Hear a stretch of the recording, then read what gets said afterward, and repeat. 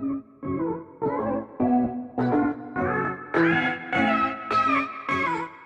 semuanya. Jadi dalam video ini kita akan membahas mengenai penerapan penginderaan jauh dalam upaya memaksimalkan pemanfaatan potensi sumber daya alam di suatu wilayah.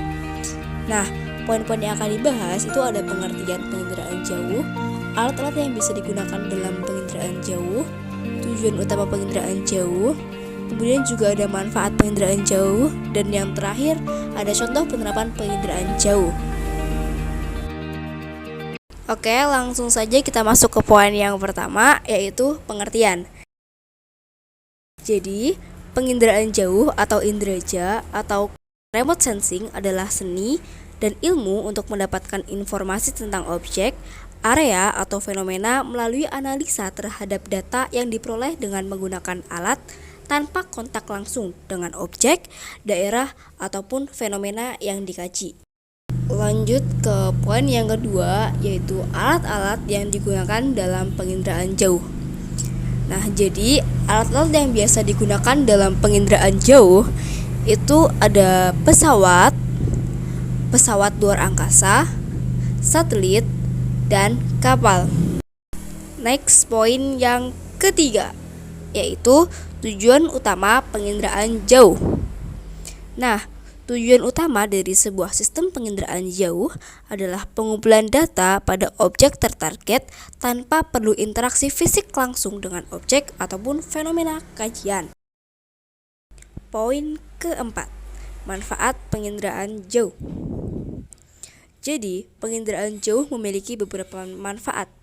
Di antaranya, membantu memberi gambaran dari semua objek di suatu wilayah seperti permukaan bumi, gunung, sungai, laut, dan sebagainya.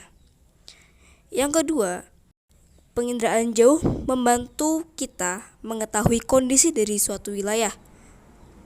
Yang ketiga, penginderaan jauh bisa memberi efisiensi berupa pemangkasan waktu, tenaga, dan biaya karena kita tidak perlu terjun langsung untuk memantau suatu wilayah.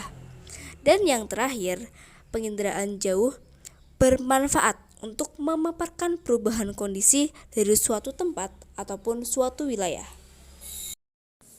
Dan poin yang kelima atau poin yang terakhir adalah contoh penerapan penginderaan jauh dalam upaya memaksimalkan pemanfaatan sumber daya alam di suatu wilayah.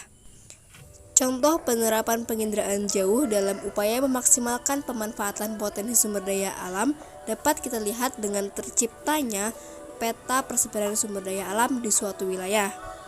Contohnya ada pada peta berikut. Ini merupakan contoh peta persebaran sumber daya alam mineral bukan logam dan batuan di Kabupaten Kebumen. Jika kita lihat baik-baik, dalam peta tersebut terdapat segitiga dengan 3 warna yang berbeda. Warna biru melambangkan potensi sumber daya alam batu gamping. Warna abu-abu melambangkan fosfat dan warna hijau melambangkan lempung. Untuk persebaran batu gamping di Kebumen terdapat di Buayan Gombong, di Desa Mangunbuni, di Desa Damak Raden, dan di Sawangan, Desa Karangbo. Kemudian untuk persebaran fosfat di Kebumen terdapat di Karangbolong Gombong dan Gua Banteng, Desa Gebluk. Nah, untuk persebaran lempung sendiri ada di Desa Pager Jurang. Selain potensi mineral bukan logam dan batuan, Kebumen juga memiliki potensi mineral logam, yaitu mangan di Karangbolong dan biji besi di Mirit Widotaman. Selain dimanfaatkan untuk memaksimalkan pemanfaatan potensi sumber daya mineral di Kabupaten Kebumen, penginderaan jauh juga dimanfaatkan untuk memaksimalkan pemanfaatan potensi kelautan, khususnya perikanan di Kabupaten Kebumen. Hal ini dibuktikan dengan adanya peta persebaran tempat pelelangan ikan di Kabupaten Kebumen, yaitu TPI Rowo, TPI Tanggulangin, TPI Tegal Retno, TPI Pasir, TPI Karangduwur, TPI Pedalen, dan TPI Logending.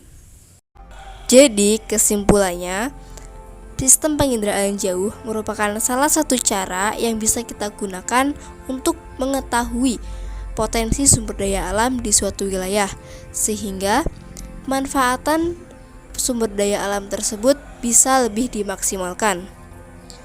Sekian video kali ini, kurang lebihnya mohon maaf dan terima kasih sudah menonton.